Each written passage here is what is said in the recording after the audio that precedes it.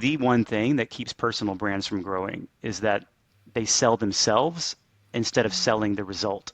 Whenever you sell yourself, it's not bad, but people expect you. But if you can sell the result, then they expect the result. They don't care about your time as much. They won't bug you as much, if I can be frank about it. And I think with coaching, it's obviously a little challenging because the coaching is where you're going to help someone. And so if it's one-on-one, that's the most valuable type of delivery you can give.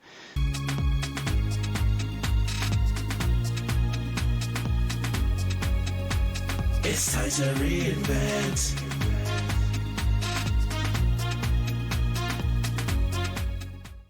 Welcome to the Lessons of Entrepreneurship, the journey of reinvention. I got a special guest for you today, Nate Fancher, the founder of Tell Us Media, creator of Geo. Nate, your story surprised me a little bit, so I'm just going to dive right in. From a pastor to an 8-figure marketing strategist. Tell us how. First of all, it's wonderful to be with you, Priscilla. Thanks for having me on. I still am a pastor. In fact, I'm on staff at our church here in Houston, and I'm part-time. It's a long story on the church side of things, but grew up in church and have such a, I don't know how to say it, just a love for that environment. And I'm a strong believer. I love Jesus. So I don't know how spiritual you want to get on the podcast here, but that journey growing up was really very important to me. It was very foundational. I also am a musician and in church played a lot of music. And then instead of going to college, I went to Nashville to be in the music business as a songwriter.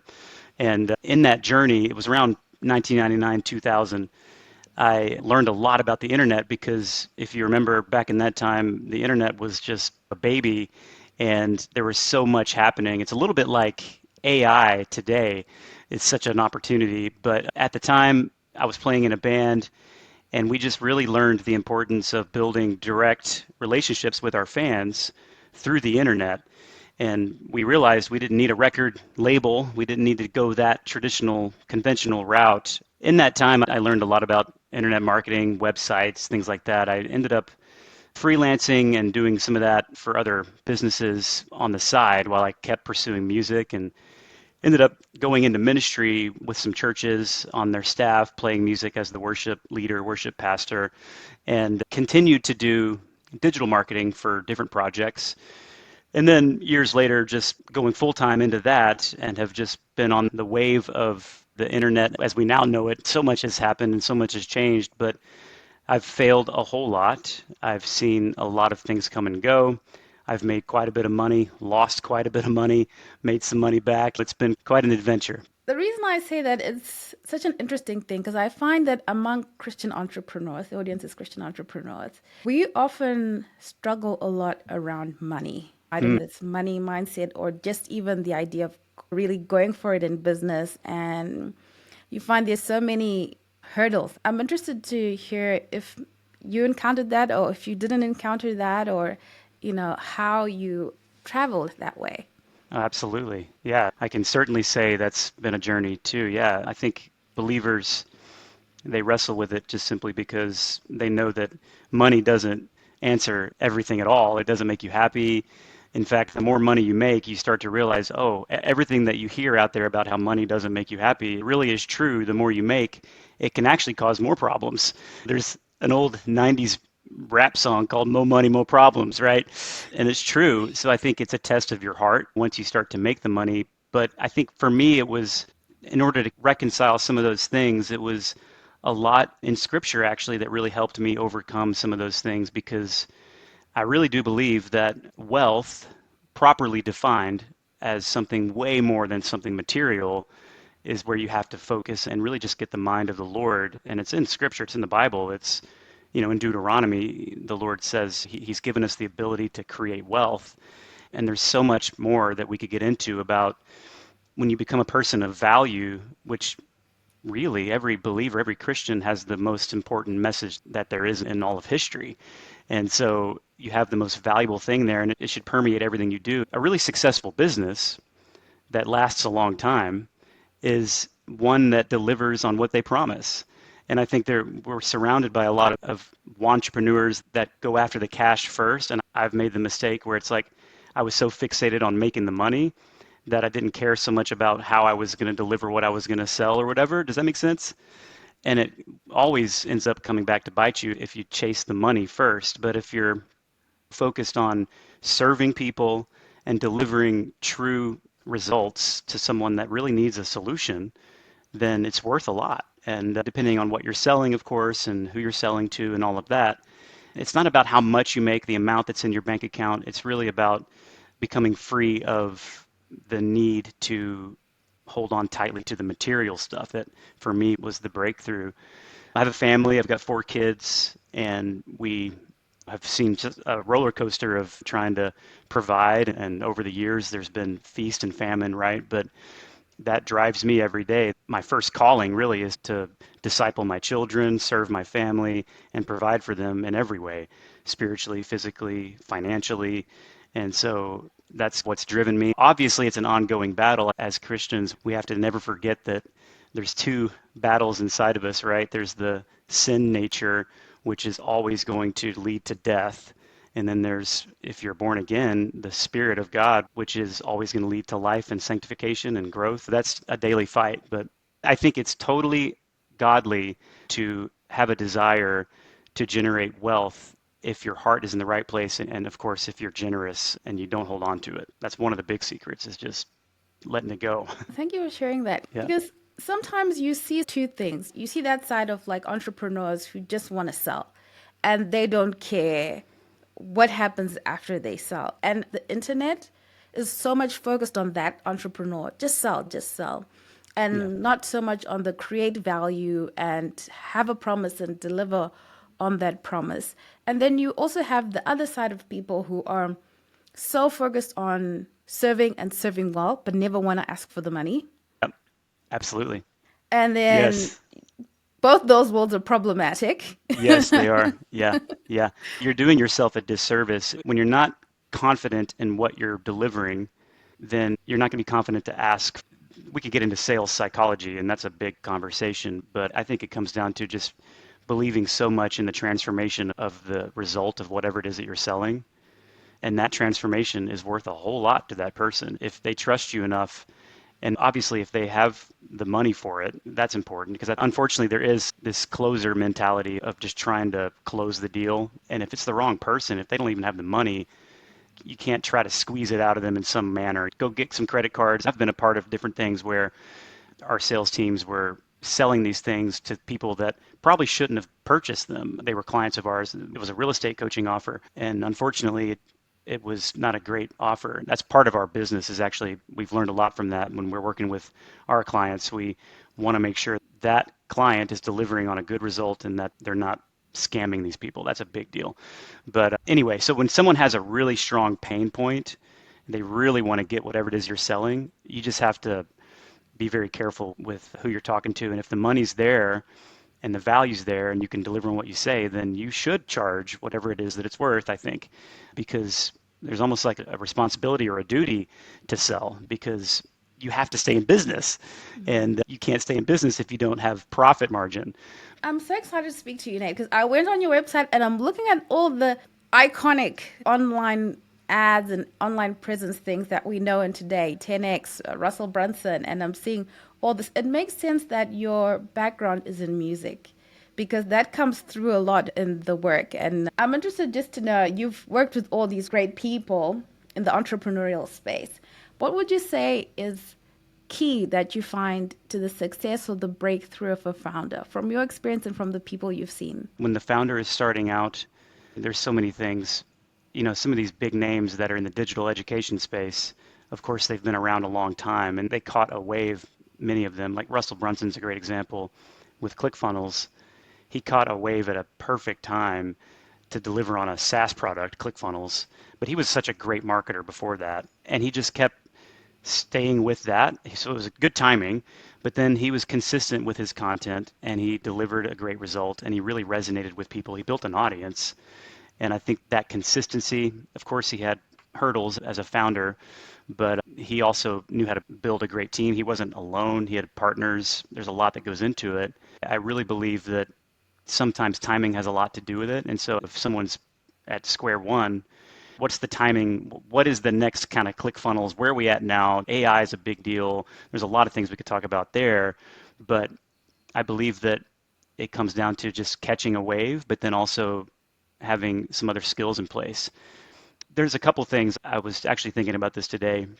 There's three things that I think are very important for any founder who's getting started. First of all, you got to ask this question: who is it that you serve, and what is it that you deliver to them, and why would they trust you? So, like, finding that perfect ICP, an ideal client profile, is very important. I think a lot of people forget that, and they don't do a deep enough dive into the research and finding where's that perfect dream client that I know is a great fit for me that I can really help. And so when you have that figured out and then you fit the actual delivery part to it, then you can come up with a great offer, right? So an offer, a great sales process for that offer, and then deliver on the thing that you promise. If you don't deliver on the thing you promise, then you're going to get in trouble. Once you get a few clients that have seen results from whatever it is that you offer, you take those case studies and then you repeat it. And then once you find something that works, you just keep repeating it. A lot of people get distracted. Right now, there's so many bright, shiny objects and so many things that we can get distracted by. And I really believe that those that kind of keep their head down, yes, you want to stay current and you want to stay on the edge of what's happening and stay informed and always grow and expand your skills and not get behind. But to stay consistent in the main thing that you deliver, just over and over again, just keep doing it. Over time, it starts to grow. And then you end up hitting a peak of momentum that makes it easier. You're so right on those things because a lot of times we want the sort of get to success quickly. But like you said, a Yeah. lot of it is right timing. It is happening at that time, and then you can ride that wave. And compounding. You get so Yes. good at over and over. But if you never get so good, then you can never really charge for the value because you haven't spent enough time doing the thing to have enough value to charge for. Yep. That's good. That's exactly right. So it becomes this cycle and all these messages that it's so easy, and you think it's this instant thing. Sometimes people do market that way. Interested to know, what would you say if you were going to start again? What way would you write and how would you write it? Oh, wow. I would have to really spend some time to think through what would I want to do because there's so many things we can do. And I think that's another, just one little side note on this question. I'll answer the question, but I think people sometimes think, man, have I missed it? Is it too late to do this or that? And I think the answer is no, not at all. There's so many opportunities. Of course, with that comes some overwhelm, and you have to be like, what would I do? But I would probably, I'm a creative musician. I wrote songs and still do every now and then with my kids, not as much as I used to. But creating content is still so important. And I think sometimes people get overwhelmed with the amount of content out there. And so people, like I just said, they might be like, there's so many great content creators already out there. What am I going to be able to say that's going to compete with that? But if you have a real expertise around a niche of some kind, and if you just start to solve the problems that your ICP has with your content, talking about it, teaching about it, giving things away for free, it's Alex Hormozy 101, just give. Eventually, what happens is you would have people just coming to you asking to work with you. And so for me, I would just, it's funny you ask this because I'm doing that now with what we're doing because it's so easy for a business owner to get focused on sales, to get focused on all the systems and all the different things working on the business that you stop creating content. And I see this a lot with founders of companies where the content ends up becoming very generic and they're just doing it because they know that they should have content, but it's just no one cares about it. Let's be honest. The content's boring. It doesn't get attention. I really believe that every founder, every leader of the company should be the chief content officer, so to speak. And they set the vision. Doesn't mean they create it all themselves, but it does mean that they care about the things they're putting out in the world. And that's what content is. And now information is free. Anybody can get information. But the key is to create such good content for your ICP, for that person. I think a lot of people go too broad too quickly. If you really find your ICP has problems that only that ICP has that other people don't, and if you really address in your content the solutions to just that problem, it starts to really help narrow the niche down. Does that make sense? A mentor of mine always says, make sure that your front end marketing, all that you're doing on the ads, on your videos, your copywriting, whatever content you're doing, make sure that it's primarily speaking to the ICP's problem that only they have. Here's an example. We were running some ad tests on an offer once where it was all about doubling revenue. The headline was taking them from X to Z, and it was about going from, I think it was like, go from 100K a month to 200K a month, something like that. But who doesn't want that? Everyone would love that. Everyone would love to make that much money. But we weren't specific enough. And so the traffic that came through that funnel was not good for us because the ICP was all over the place. It was all kinds of different types of people. So just answering the questions that only your ICP are asking in your content is very important. And so anyway, that's what I would do. I would just go back to creating content a lot more. And that's what I am doing. Honestly, right now, we're trying to get back to that on a more consistent basis because our organic side is not as strong as our paid stuff, because paid ads was a great way for a long time to really grow a business, and it still can be, but organic content that gives a lot of good value that really builds trust is more important, and it will become more important as we continue to go. Yeah, that's so good. Because I also made that mistake. When you put generic messaging and then you get all kinds of people, and then there's now this disconnect between what you actually offer because it's for a specific person, and you've gathered all these people that have no interest in what is actually what you have to offer. Yeah. So, but I know sometimes you're just you want to attract more people, but you actually don't. You want to attract the right person, and you want the Yep. person who's not the right person to say, Yes. Yes, exactly. And that's very important in your advertising and in all your content that you put out. no, thank you for that. Now, I wanted to ask you, what is geo? I love that question. Juyo is a Japanese word for market demand. Daniel Priestley, I don't know if you know who that is, big fan of his work, talks a lot about this in his book, Oversubscribed. But the idea of creating market demand for yourself is really important. So Juyo just simply means market demand. And if as a business we can create more demand and less supply, we can actually charge higher prices. We get out of the hamster wheel of trading time for money, and we can really add more value to whoever it is we're serving, right? And it creates more demand. And I believe that when you have some of the things we've already talked about in place, especially if you have content that really resonates with an audience and you start to grow an audience, there's obviously like little things you can do, like you want to sell a small digital course, you want to do a monthly membership coaching program or something like that, and you can do those things, but you need to figure out how to create demand. Daniel, he talks a lot about brands like Rolex, who they make you jump through so many hoops if you're going to want to get a Rolex watch. And so they literally push people away. And so it creates all this demand and it makes people want to have it more. There's some persuasion and copywriting psychology involved with it. But also, have you ever done like a concert or a sports event where you're trying to buy tickets for something and it's like you have to get it fast or they're going to go? That kind of like demand is what we're talking about with Juyo. It's like having market demand for your services, for your offers, whatever it is that you have. And so Juyo, that's what that means. I just was like trying to find something different that meant market demand, and that's where it came from. And it's really just the name of our CRM. We use Go High Level, and so we basically built on top of Go High Level our version of a CRM that uses those tools. But the whole premise behind what we teach and coach also is just knowing how to create demand. Demand generation is also a buzz phrase in lead gen and marketing these days. And so if you can create demand from your marketing, that's very important. That's what it means. That's really interesting. What does that look like for the person who's starting out, is thinking, but how do I create demand for what I'm doing? Maybe I'm doing organic content and I'm trying to reach my ideal client, and I'm not well known in the market. I'm not a big name. How do I create that demand? Would it be helpful if we picked out an example? Do you have anything in mind? Maybe we could actually go through a specific example and we can talk about it, because I think that would help maybe. Because there's Okay. lots of ways to do that. Okay. Commonly, you find among Christian women, a lot of them are coaches or life coaches, trying to reach their client unsuccessfully or not being able to create enough buzz or demand in the market. What would you say to that person? Coaching is interesting because there's obviously a lot of online coaches and consultants now. And again, going back to what we've already talked about, get as narrow and focused on a specific problem that your clients have.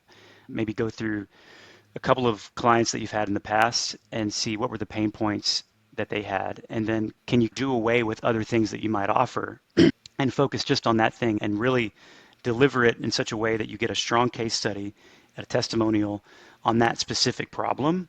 And then what you do is you create all of your content and your marketing around that specific problem, and then you do things like, there's obviously little things like if you're going to do a challenge or something online, or you do a pre-launch of something that's coming up and you have a waiting list. Things like that create some buzz and some demand. But I would say too, if you're working one-to-one with people in a local community or whatever, whether it's online is one thing, but like locally, if you have a couple of folks that you've really helped and then the word starts to get out, but then you're one-to-one, obviously your time is limited, so there's demand already. So I think focusing on that specific problem that you're solving and then making sure that the market, whatever it is that you're doing, knows that you're limited and you only have so much capacity. So that means you only have so much supply. Whenever the supply is low and the demand is there and it's higher than supply, then that's a good place to be. And you'll always have a business in place because your capacity is limited. So raising your prices, and that's very counterintuitive for some people, but raising your prices and doing that at the right time is very important. But if you've just got a few folks that you've really helped solve that problem for, they can speak for you too. And that word of mouth starts to happen. Online is a whole other thing too, but it's the same principle. I was actually thinking today about personal brands that do coaching. Whenever you have one-to-one services, it's very hard to scale that. And so that's where you have to be very vigilant to narrow your focus and start to create systems that you can sell without you having to be there. And that's probably the one thing that keeps personal brands from growing is that they sell themselves instead of selling the result. Whenever you sell yourself, it's not bad, but people expect you. But if you can sell the result, then they expect the result. They don't care about your time as much. They won't bug you as much, if I can be frank about it. And I think with coaching, it's obviously a little challenging because the coaching is where you're going to help someone. And so if it's one-on-one, that's the most valuable type of delivery you can give. So you need to figure out how to take what you know as an expert and put it in a process that's going to get that result for someone. And then that result starts to happen. And then your time is freed up. And then you can raise your prices for the one-to-one stuff. Does that make sense? But I think that's what it comes down to is making sure that you're focusing on the result, not selling yourself. And that's hard to do as a personal brand because we're always wanting to put ourselves out there and sell ourselves, right? Because you want to be liked and you want to get approval and all this stuff and you want to be unique. And that's the great thing about a personal brand is you have a differentiator because you're you and no one else is you. But you have to be able to figure out how to build systems to put the uniqueness of you there without it being dependent on you, if that makes sense.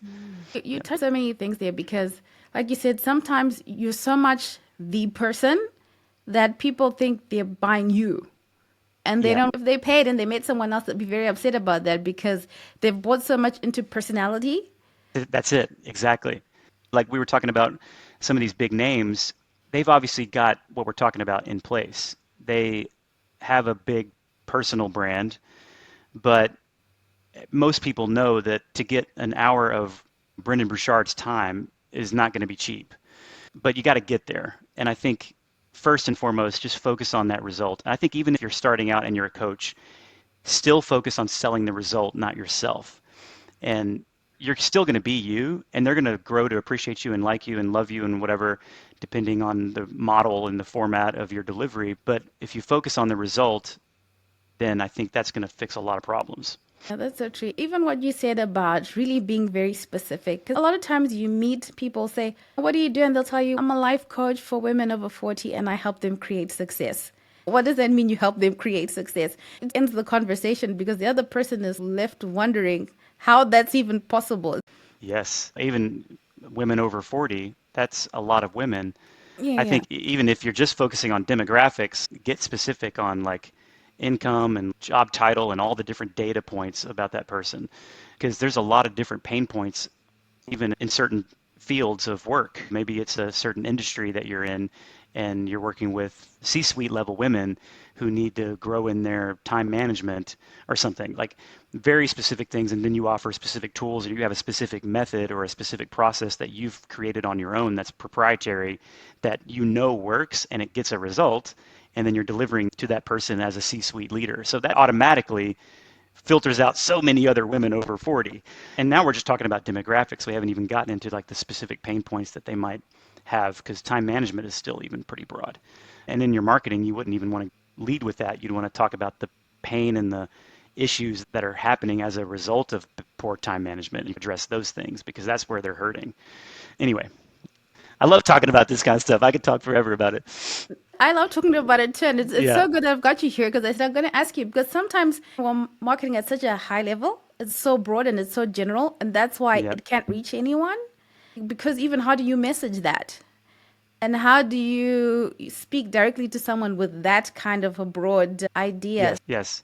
And it's very hard to make money that way.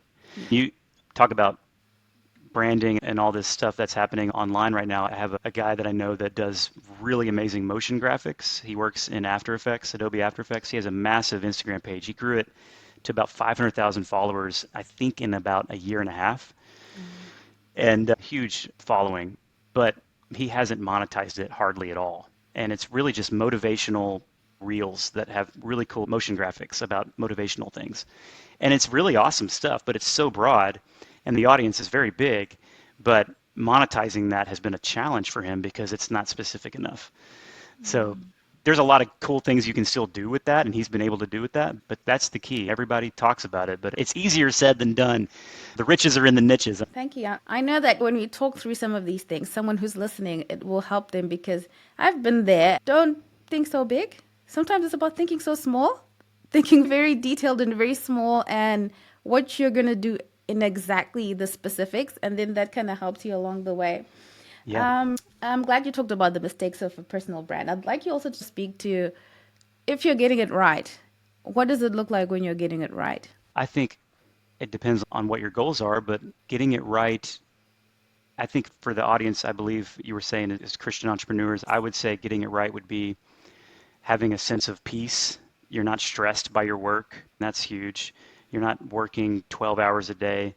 You're not striving and stressing over different things with your social media following or whatever. You're not scrolling on social media trying to just find another dopamine hit, trying to scratch an itch. I see a lot of people just distracted by that kind of stuff. So there's a sense of peace.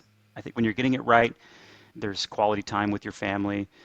There are seasons where you're working harder than others, obviously, but getting it right, at least for me, means people are seeing results in the things that we sell, in our clients, they're happy, and then our time is starting to become, it feels like opening up, and there's freedom in our calendars because systems are working, and whatever level of income you need as a family, obviously providing for your family and having enough to be generous with and to save up for your future and for your children's children and have an inheritance, all that kind of stuff.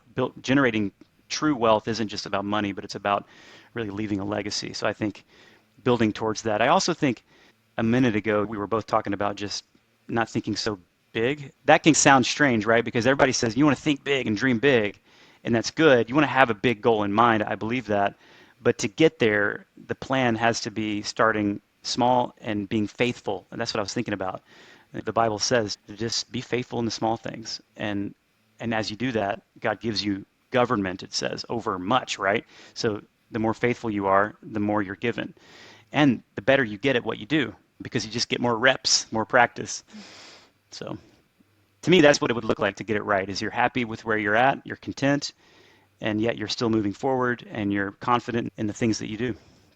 Thank you for that. People often say it's easier to get someone who's bought from you to buy from you again. And I think people don't really think about it. Like the reality of it is that if someone comes into whatever it is that you're doing, however small it is, and you do it well, people don't want to have to go and look for somebody else. They are That's waiting true. for you to help them with something else because there's so much decision fatigue and going with unknowns and people who are marketing. People want to Right. stay with someone who's delivered something for them. It's easier for them.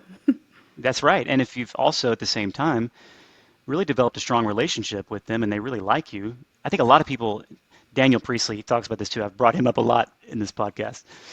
He talks a lot about how a lot of folks try to be different and differentiate themselves, and there's definitely value to that. But the best thing you can do is to be known and trusted.